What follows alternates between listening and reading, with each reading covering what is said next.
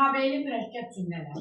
Tabeli mürəkkəb cümlələrdə adı üstündə bir-birindən asıllıq var. Burada baş və budaq cümlə olur. Baxın, bu baş cümlənin işarəsidir. Bu da budaq cümlənin. Baş cümlə hansı tərəfdə olur olsun, bax, belə də ola bilər. Oxun istiqaməti o tərəfədir. Yəni, bu budaq cümlə, bu baş cümlədən asılıdır. Belə də sxem ola bilər, belə də sxem ola bilər. Bu cümlələrdə təbii olaraq iki cümlədir. Ola bilər ki, sənin qarşısına elə cümlə çıxa bilər ki, orada 3-4 cümlə ola bilər. Tabelin içində tabesiz, ya əksinə hər şey ola bilər. Amma fakt burada bir şey var ki, bu iki cümlədən ibarət olmalıdır. Biri o birisindən asılı olmalıdır və bunlar parçalanmalıdır. İndi gəlin baxaq, tabeli mürəkkəb cümlədə olan cümlələr nələrlə bir-birinə bağlanır və onlar necə adlanır? Bu baş cümlədir, bu da budaq cümlədir.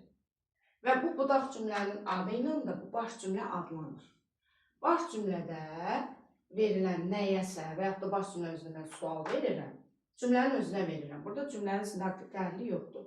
Bu isə bütöv şəkildə bunu cavablandırır. İndi burada bunları bağlayan vasitələr var.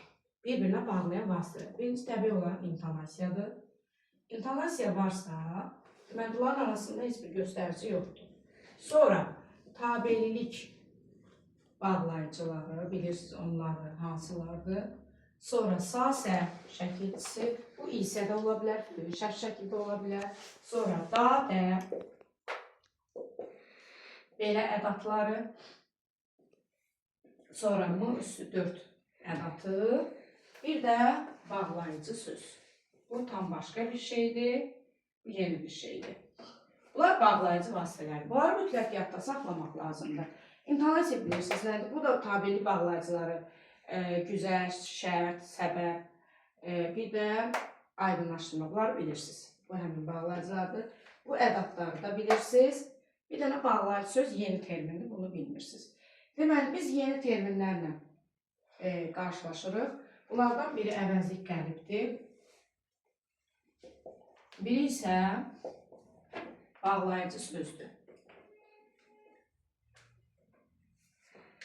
Demək, bunlar bizim öyrəndiyimiz bağlayıcı, əvəzlik, bunlarla əlaqəli şeylər deyil. Yəni, yeni terminlərdir. Baxın, əvəzlik qəliblər baş cümlədə olur. Bunlar budaq cümlədə olur. Əvəzlik qəlib ifadə olunur. O, bu, elə, belə, ora, bura tipli sözlərlə. Bu sözlər müəyyən şəkilçilər də qəbul edə bilər, bu şəkillərdə də ola bilər. Bunlardan ifadə olunur. Bağlayıcı sözlər isə sual əvəzlikləri ilə ifadə oluna bilir. İndi gəlin bunların bir-birinə fərqli cəhətlərinə baxaq. Əvəzlik qəlib baş cümlədə olur. Bu isə budaq cümlədə olur. Budaq cümlədə olur. Cümlə sadələşəndə hər ikisi çıxarıla bilir. Hər ikisi çıxır. Demək, sonra ki ədatı ilə işlənir.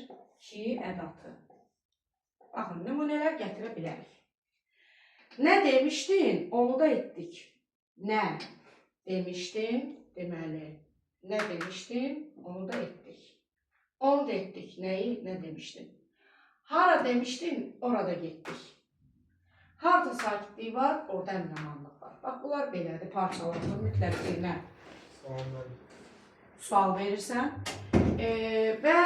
Baxlı geyinə belə. Geyinçə. Saxla.